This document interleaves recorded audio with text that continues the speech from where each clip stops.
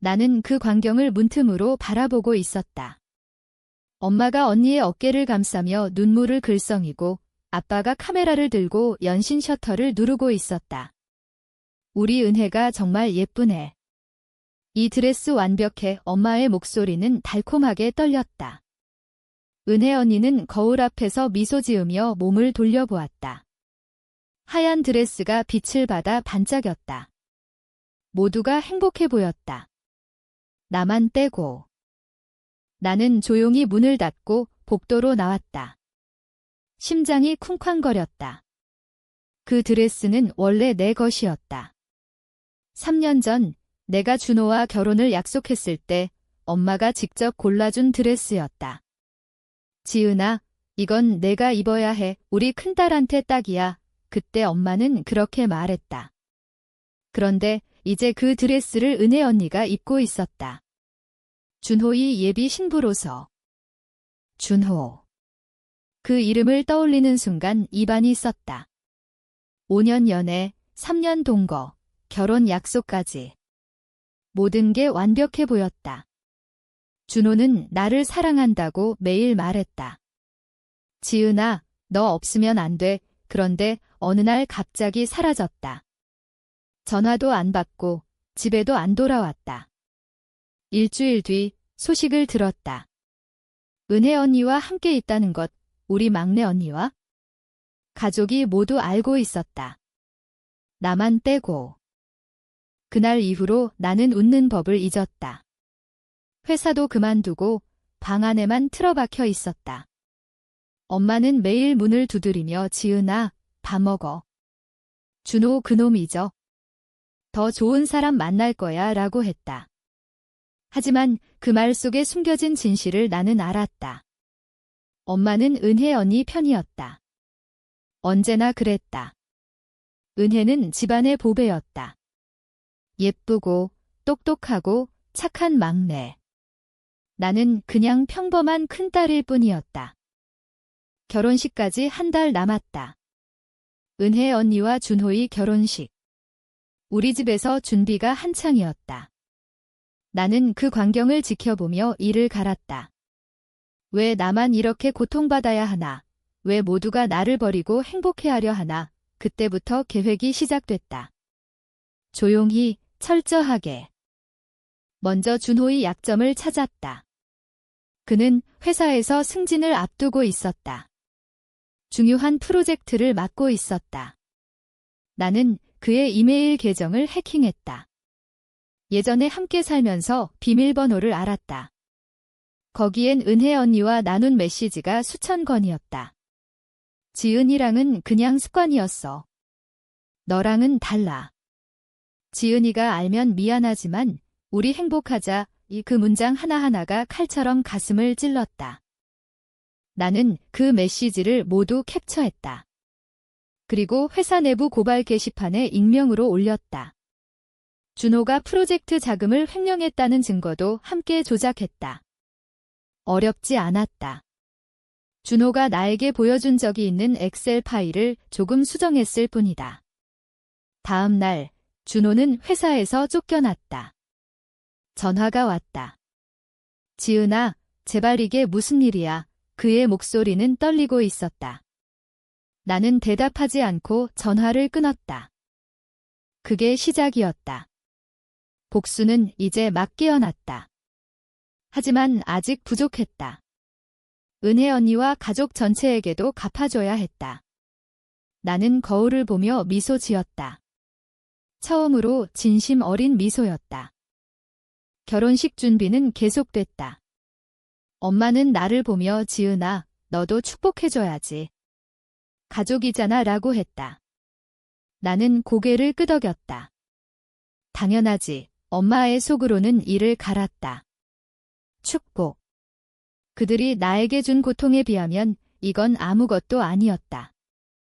나는 은혜 언니의 드레스에 손을 댈 기회를 노렸다. 어느 날 밤, 모두가 잠든 후에 작업실로 들어갔다. 드레스는 마네킹에 걸려 있었다. 아름다웠다. 나는 가방에서 가져온 염색약을 꺼냈다. 붉은색. 피처럼 진한 색 조심스럽게 드레스 안쪽에 조금씩 뿌렸다. 세탁해도 지워지지 않을 종류였다. 결혼식 당일 언니가 입으면 서서히 번져갈 터였다. 다음 날 아침 엄마가 비명을 질렀다. 이게 뭐야? 드레스가 이상해졌다. 은혜 언니는 울음을 터뜨렸다. 어떻게 모두가 당황했다. 나는 놀란 척하며 달려왔다. 언니, 괜찮아. 속으로는 쾌감을 느꼈다. 하지만 이건 시작에 불과했다. 진짜 복수는 이제부터였다.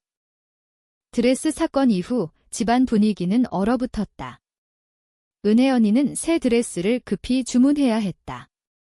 준호는 회사에서 쫓겨난 충격으로 술에 빠져 지냈다. 나는 그 틈을 노렸다.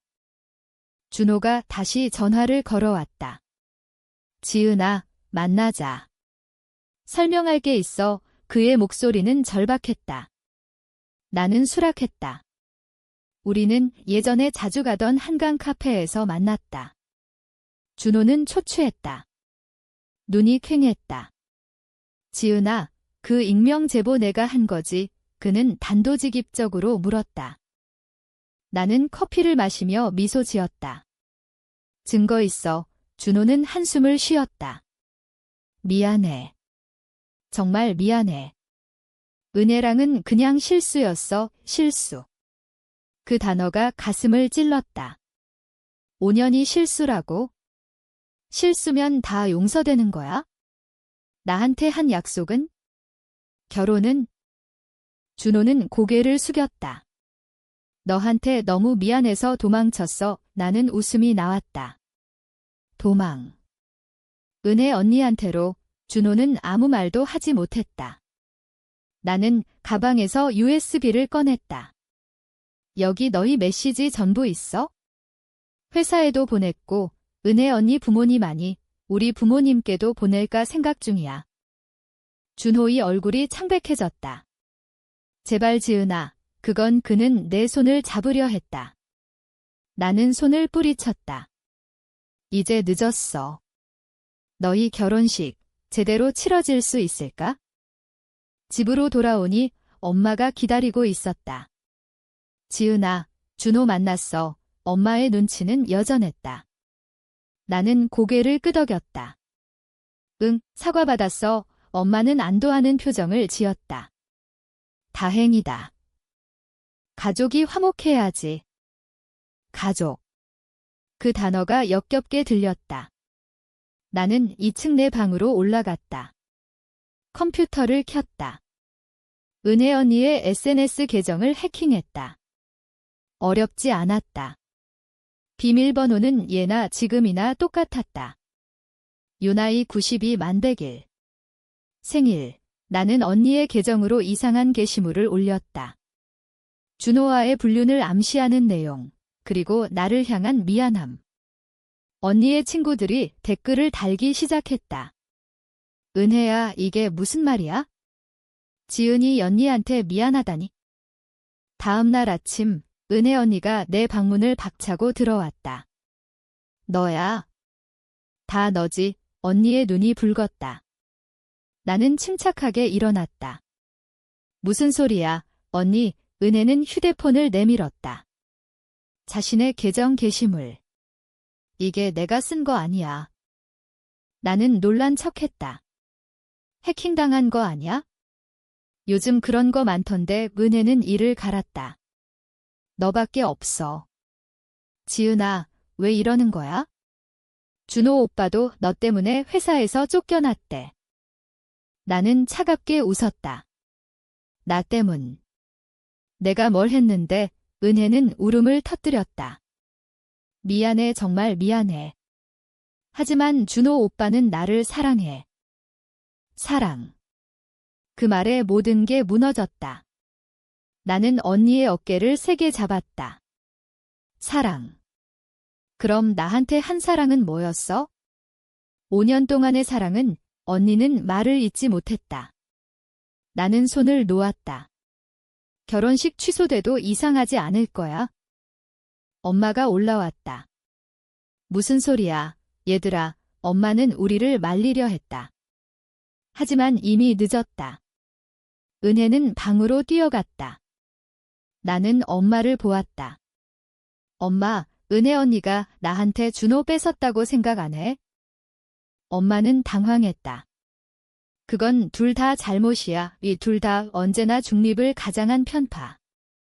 나는 웃었다. 그래. 둘 다 잘못이니까 둘 다 벌 받아야겠네. 그날 밤 나는 아빠의 서재에 들어갔다. 아빠는 사업을 하고 있었다. 작은 무역회사.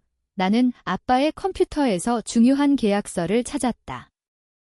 경쟁사에 넘기면 회사가 망할 자료. 나는 그것을 복사했다. 아직 보내지 않았다. 타이밍을 기다렸다. 복수는 점점 커지고 있었다. 하지만 아직 끝이 아니었다. 진짜 고통은 이제 시작이었다. 결혼식까지 2주 남았다. 집안은 전쟁터였다. 은혜 언니는 SNS 사건으로 친구들과 멀어졌다. 준호는 재취업이 어려웠다. 부모님은 둘 사이를 오가며 중재하려 애썼다. 나는 그 모든 혼란을 조용히 지켜봤다. 어느 날 준호가 집으로 찾아왔다. 지은 씨 어머니, 말씀 좀 나누고 싶습니다. 정중했다. 엄마는 준호를 거실로 들였다. 나는 계단 위에서 엿들었다. 어머니, 지은이 때문에 모든 게 엉망이 됐어요. 준호의 말에 엄마가 놀랐다. 지은이가? 무슨 소리야? 준호는 자신의 해고와 SNS 사건을 설명했다. 지은이가 복수하고 있어요. 엄마는 한참 침묵했다. 그러더니 그럴 리 없어. 지은이는 착한 애야 라고 했다. 착한 애이 나는 이를 갈았다. 착한 애라서 배신당해도 참아야 하나. 준호가 돌아가고 엄마가 내 방으로 왔다. 지은아, 준호 말 들었어. 나는 고개를 끄덕였다. 거짓말이야. 엄마는 한숨을 쉬었다. 너 정말 아니지? 나는 엄마 눈을 똑바로 바라봤다. 내가 왜 그래야 해? 준호가 바람 피운 거잖아. 엄마는 더 묻지 않았다. 하지만 눈빛이 달라졌다. 불안해 보였다. 그날부터 나를 조심스럽게 대했다. 나는 은혜 언니의 새 드레스를 노렸다. 이번엔 더 확실하게. 드레스숍에서 몰래 염색약을 뿌렸다. 결혼식 전날 피팅 때 드러나도록. 드레스숍 직원이 의심하지 않게 나는 언니인 척했다. 막내 동생이에요. 확인 좀 하려고요. 결혼식 전주 가족 회의가 열렸다. 아빠가 주재했다. 이대로 결혼식 강행할 거야. 은혜는 울며 고개를 끄덕였다. 준호도 죄송합니다. 책임지겠습니다. 라고 했다. 나는 조용히 앉아 있었다. 아빠가 나를 봤다. 지은아, 너는 어떻게 생각해? 모두의 시선이 쏟아졌다. 나는 미소 지었다. 축복해요. 진심으로 거짓말이었다. 속으로는 이미 모든 걸 준비했다. 그날 밤 나는 아빠의 자료를 경쟁사에 익명으로 보냈다. 다음 날 아빠의 회사에 세무조사가 들어왔다. 아빠는 충격에 빠졌다. 누가 이런 짓을 전마는 울었다. 은혜는 결혼식 준비에 정신이 없었다. 준호가 다시 찾아왔다. 이번엔 나를 따로 불렀다. 지은아, 제발 그만해. 회사도, 드레스도 다 내가 한 거지. 나는 대답하지 않았다. 준호는 무릎 꿇었다. 미안해. 돌아올게. 은혜랑은 헤어질게. 그 순간 모든 게 흔들렸다. 돌아온다고? 지금. 나는 웃었다. 늦었어. 너무 늦었어. 준호는 울었다. 처음 보는 모습이었다. 하지만 동정은 없었다. 결혼식에 가서 축하해줄게. 약속해. 준호는 돌아갔다. 나는 창밖을 봤다. 서울의 밤이 아름다웠다. 하지만 내 마음은 검었다. 결혼식 전날 드레스숍에서 연락이 왔다. 드레스가 또 이상해졌다. 은혜는 패닉에 빠졌다. 새 드레스를 구할 시간 없었다. 엄마는 그냥 입어. 조금만 이상한 거야 라고 했다. 은혜는 울었다. 나는 방에서 모든 증거를 정리했다. 메시지, 해킹 기록, 자료. USB에 담아 숨겼다. 아직 드러낼 때가 아니었다. 진짜 클라이맥스는 결혼식 당일이었다. 심장이 빨리 뛰었다. 복수는 거의 완성됐다. 하지만 아직 마지막 한 방이 남아 있었다. 결혼식 당일 하늘이 맑았다. 교회는 꽃으로 장식됐다.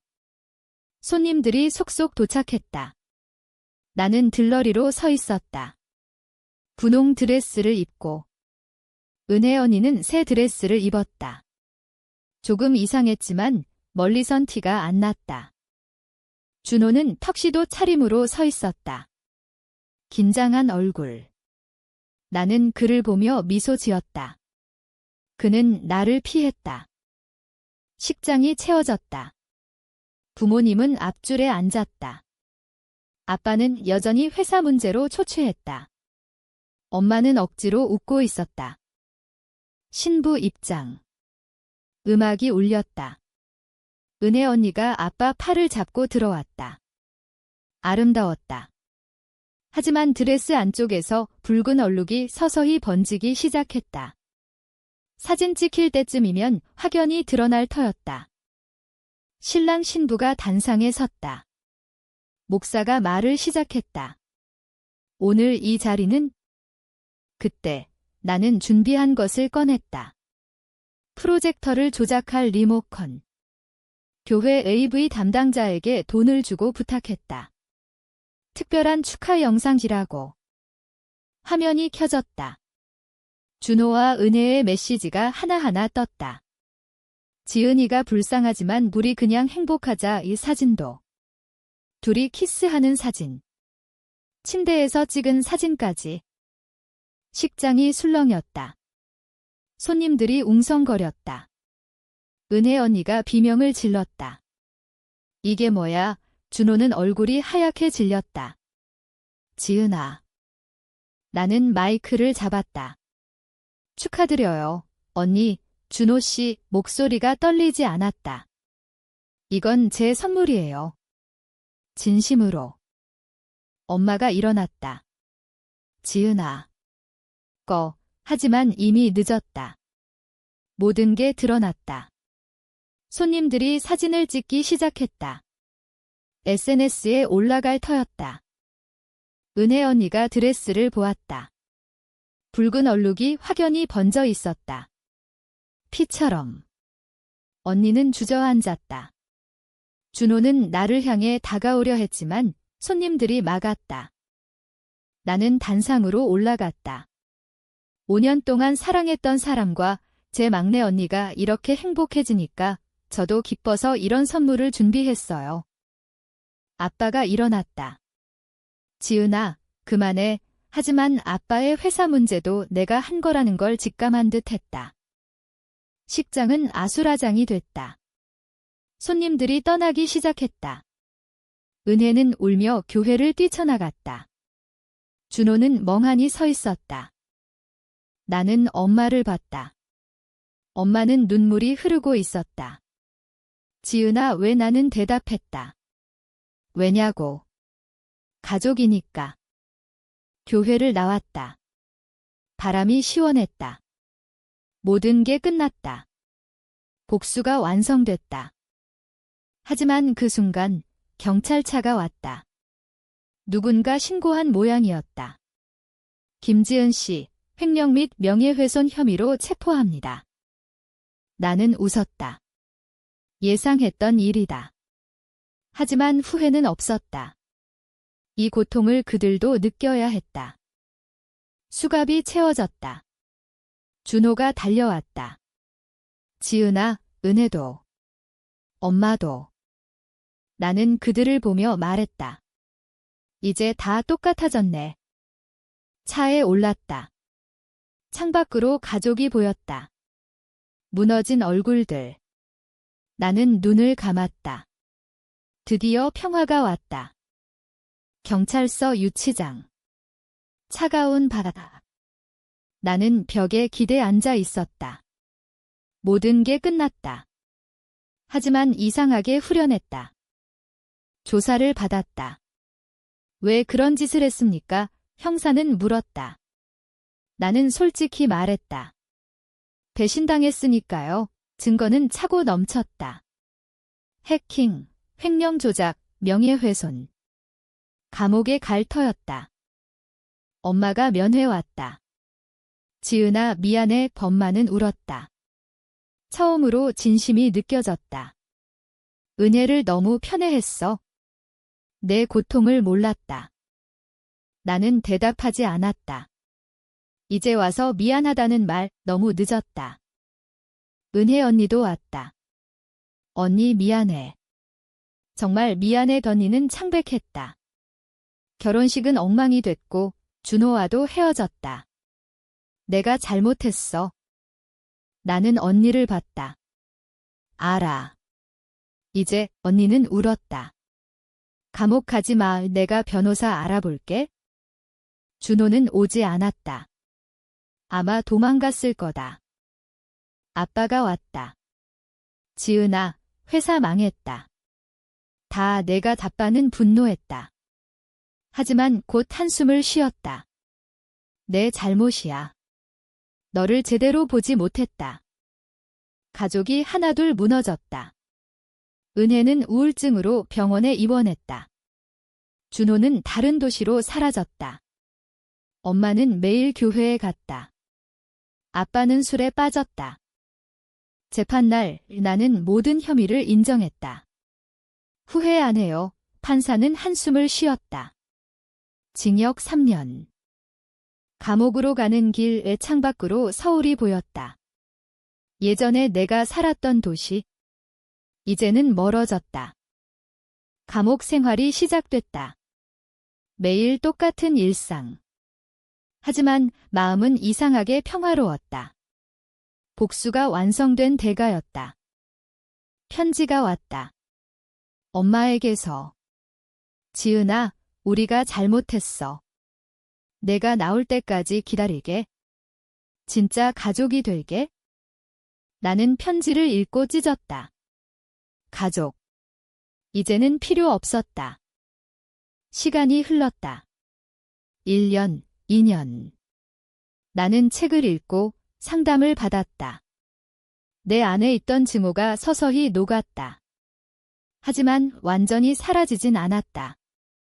가석방 심사가 왔다. 좋은 소식이 들렸다. 석방. 감옥 문이 열렸다. 밖에는 아무도 없었다. 가족은 오지 않았다. 나는 혼자 버스를 탔다. 서울로 돌아갔다. 낡은 원룸에 들어갔다. 새 삶을 시작해야 했다. 하지만 마음 한구석에 빈자리가 있었다. 어느 날 카페에서 은혜 언니를 봤다. 홀로 커피를 마시고 있었다. 마른 몸. 나는 다가가지 않았다. 복수는 끝났다. 하지만 상처는 영원했다. 석방된 지 3년. 나는 작은 출판사에서 일했다. 글을 쓰는 일, 내 이야기를 소설로 썼다. 익명으로. 제목은 복수의 신부. 책이 베스트셀러가 됐다. 사람들은 열광했다. 너무 현실적이다. 가슴이 아프다. 어느 날 서점에서 사인회를 했다. 마스크를 쓰고 한 여자가 왔다. 은혜였다.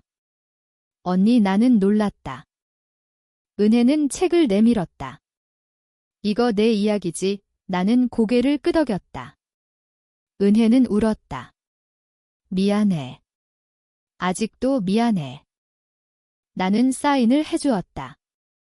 이제 괜찮아, 진심이었다. 증오는 사라졌다. 남은 건 허무뿐. 엄마가 연락했다. 지은아, 집에 와, 우리 다 기다려. 나는 거절했다. 이제 각자 살아요. 준호 소식은 들었다. 지방에서 결혼했다. 평범한 여자와 행복한지 모른다. 나는 한강을 산책했다. 바람이 불었다. 예전에 준호와 왔던 곳 이제는 혼자. 복수는 나를 자유롭게 했다. 하지만 동시에 모든 걸 앗아갔다. 가족, 사랑, 과거. 나는 하늘을 올려다봤다. 이제 끝이야. 새로운 삶이 시작됐다. 상처를 안고, 하지만 앞으로. 때때로 꿈에서 그날을 꾼다. 붉은 드레스, 무너진 식장. 하지만 깨어나면 미소 짓는다. 인간은 약하다. 배신하고, 상처 주고, 복수한다. 하지만 결국 혼자 남는다. 나는 혼자지만 더 이상 아프지 않다. 그게 내 승리였다.